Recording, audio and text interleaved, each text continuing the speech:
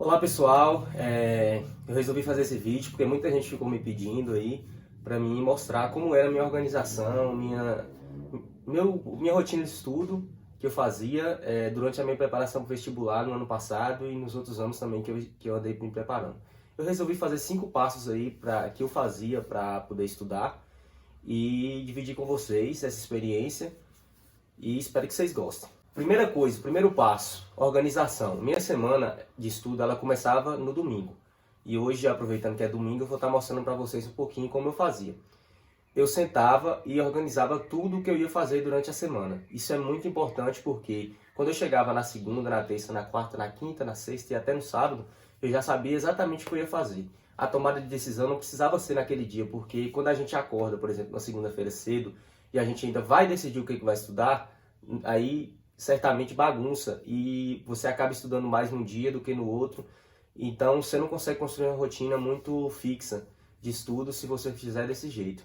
Então eu preferia muito mais acordar no domingo, não precisava ser muito cedo, geralmente acordava às 9 horas, e organizar tudo que eu ia fazer durante a minha semana até o sábado. Então eu vou mostrar mais de perto para vocês como é que eu fazia isso. Geralmente aqui eu tenho um bloco de anotações que eu fazia todo domingo. Eu vou fazer junto com vocês aqui. Eu gostava de usar duas cores, preto e vermelho, para poder diferenciar um pouco. Por exemplo, eu ia lá e escrevia. A gente está na semana do dia, hoje é dia 14, dia dos pais, dia 14/8, até o próximo domingo seria 21/8. Beleza, eu vou lá colocar segunda, terça, quarta e assim sucessivamente.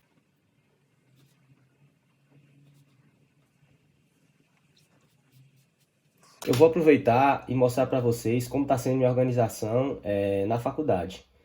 Isso é uma coisa que eu estou fazendo na faculdade. Eu tenho o site da faculdade que eu uso, que eu faço semipresencial. Eu vou um dia ou dois dias da semana no polo para poder ter aula prática e as outras aulas eu acompanho todas pela internet. Então é justamente o que eu fazia ano passado também para poder estudar para o vestibular. Eu tinha um cursinho online, eu não tinha cursinho presencial, então é muito importante para quem está nessa também que se organize bem, porque é isso que vale quando a gente faz qualquer coisa que seja EAD, né, no modelo à distância.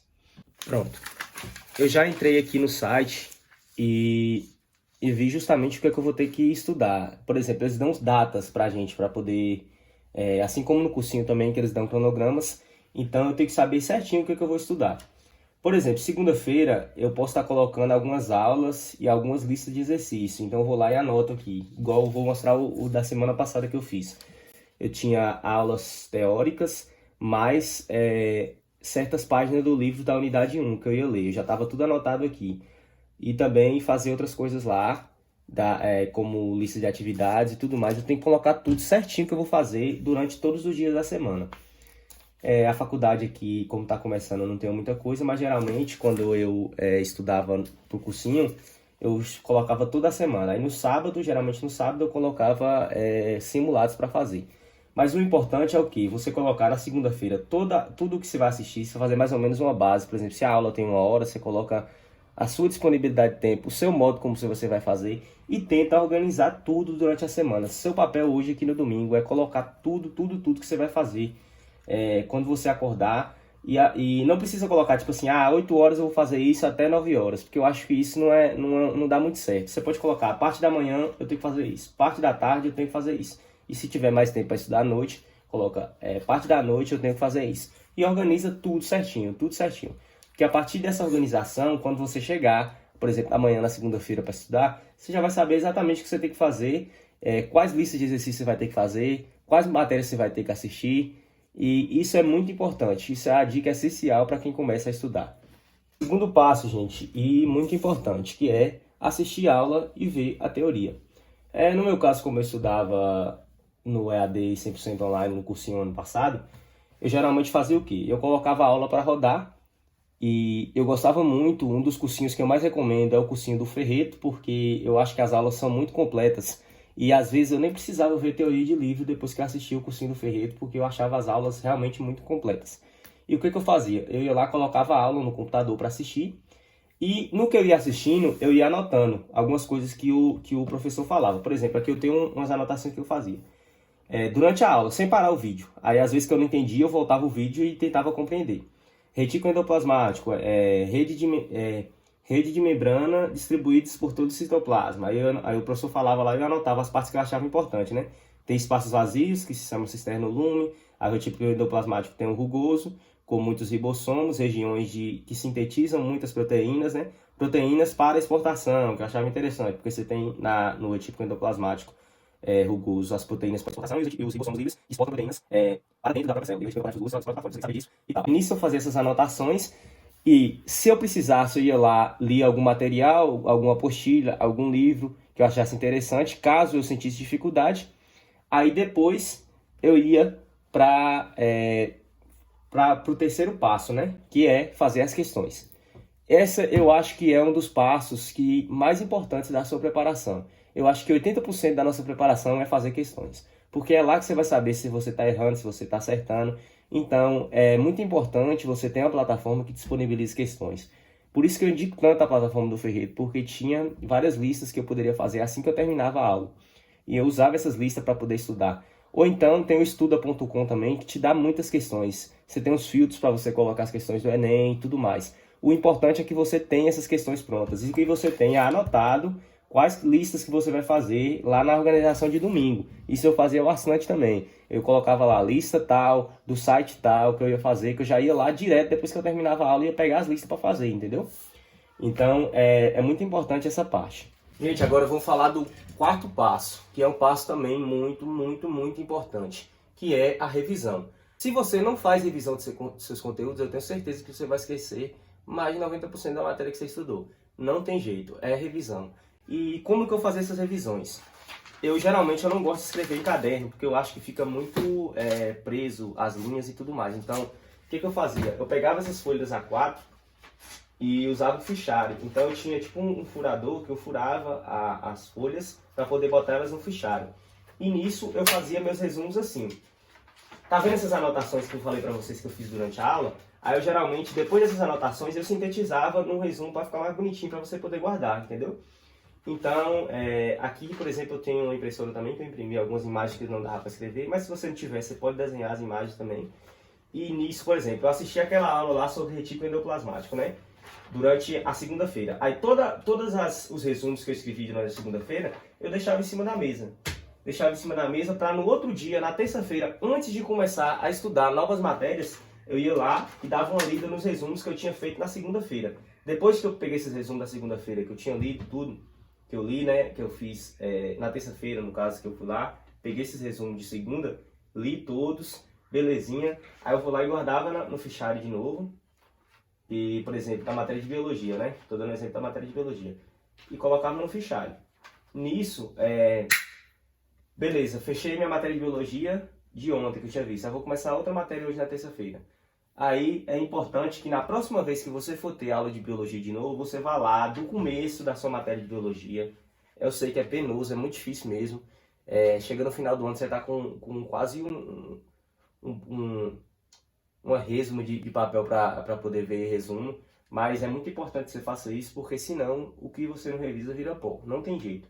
E eu ia lá da última folha, desde o dia para o primeiro estudo, eu ia lá, só dava uma passada de olho rapidão, revisava certinho os conteúdos,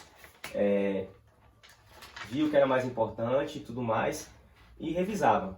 Quando eu ia ter a próxima aula de biologia, sempre eu fazia isso, no começo da matéria. O nome disso é teoria do prego, que você bate tanto naquilo que você acaba decorando. Então, tinha resumo que eu via mais de 11 vezes, 10 vezes, e nisso ficou na minha cabeça que até hoje, eu acho que eu posso ficar um ano sem fazer Enem, sem fazer nada, que eu ainda vou ter um desempenho bom, porque eu revisei muito durante essas preparações, né? Então, coisas que eu lembro muito das minhas preparações, que são coisas assim chatas de se decorar, mas que por conta dessa revisão que eu fazia, de toda vez que eu fosse começar a matéria nova, eu voltava às anteriores e revisava tudo de novo, que eu acho que ficou tanto na minha cabeça que hoje eu não esqueço mais. Também, uma coisa que é muito importante quando você estiver fazendo questões, se você errou a questão, você anotar no resumo o que você errou, por exemplo, algum detalhe do conteúdo que você errou, você vai lá e anota no resumo, para que da próxima vez que você for revisar, você veja aquele detalhe lá e não erre mais. E o quinto e último passo, gente, é um que resume todos, que ele une todos, que é a disciplina. Se você estuda sozinho, ou que seja no cursinho, ou qualquer coisa que você faça na sua vida, você tem que ter muita disciplina. Às vezes falta, a gente tá cansado e tudo mais, mas só que a disciplina, essa organização que eu falei para vocês, ajuda a vocês a cumprir essas metas, essas pequenas coisas que você faz. Por exemplo, você botou lá segunda-feira, quando você termina o dia que você viu que você fez tudo, ou que você pelo menos tentou fazer tudo que você colocou, você já se sente realizado. E são pequenas vitórias que vão ao longo do tempo te ajudando a construir um hábito de estudo mesmo, realmente. E uma coisa que eu falo para vocês, não tentem abraçar o mundo da primeira vez. Por exemplo, tem gente que vai estar começando a estudar agora e vai querer colocar 1001 coisa para estudar num dia. Não faça isso. O importante é que você estude só meia hora por dia, mas que isso seja feito todos os dias. Porque é aí que você constrói a disciplina de estudo, é aí que você constrói o hábito, esse hábito bom de estudar, né? E é muito importante essa parte da disciplina para que vocês não cheguem no meio do ano ou que seja na reta final do Enem e desanimem. Como eu falei para vocês, eu mudei de planos, eu não gosto, algumas pessoas falam assim, eu também desisti de tal curso, eu não gosto da palavra desistência, que para mim não foi desistir, foi mudar de planos, foi ver que aquilo não era para mim e que eu me encaixaria melhor em outras áreas também que fossem melhores para minha vida, né? Então, tem uma diferença muito grande em desmotivação e cansaço e tudo. Tem horas que você está cansado e você realmente fala, aquele curso lá eu não vou querer ele mais não, porque isso aí tá me doendo muito, tá me tirando minha paz e não sei o quê. Aí é uma questão de cansaço, você pode descansar uns dias, depois você vai voltar, você vai ver que sua cabeça vai estar no lugar e você ainda vai continuar querendo. Outra coisa é a desmotivação, é quando você perde o motivo naquilo, quando você não tem mais vontade de fazer aquela coisa. Aí sim, que é a hora de mudar de planos, que é a hora de rever seus caminhos, mas a vida é só uma e é muito importante que vocês tenham essa consciência de que nada que uma das coisas mais interessantes da nossa vida é o poder de mudar, é o poder de acordar todo dia e fazer uma coisa que realmente lhe dê propósito, que lhe dê vontade de viver, de estudar, de ser feliz. Então, um abraço para vocês, espero que você tenha gostado do vídeo. E se ficou alguma dúvida, pergunta aí nos comentários que eu vou estar respondendo, viu? Valeu!